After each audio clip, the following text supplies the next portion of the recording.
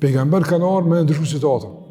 Popujt kanë ardhur idhujt, kanë u padrejtësi, kanë qenë zhytur në mëkate, në punësia, shënime, kanë qenë domosdoshmë të devijuar.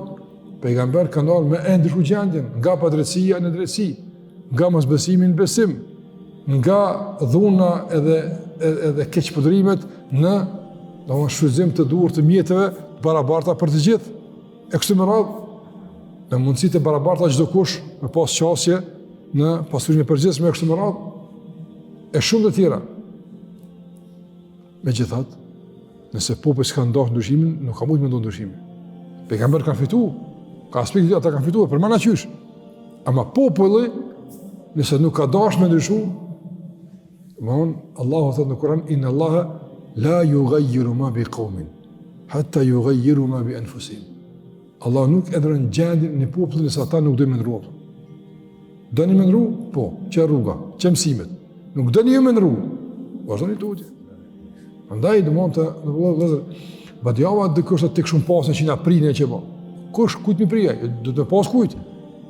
Po. Andaj pejgamberi që ka ardhur, po kurse kanë ngu, s'ka kryer puna as pejgamberi me konkryet dhanit apo. Do dosh me ngue me kurse ngon, e s'përshtatë mësimet, atë s'ka mundësi me ndryshuar. Pra ndryshimi të vëllezër bëhet kur masa e njerëzve bindet mësimet caktuara edhe ndryshojnë. Pa u bind mësime, pa i marrë mësimet, nuk ka ndryshim. Edhe na si musliman, Kurani kena para veti, po pse s'ndryshojnë për të mirë? Kena të meta, kena shinje, pse? Për shkak se nuk i marrim seriozisht këto mësime, nuk i marrim për ndryshim.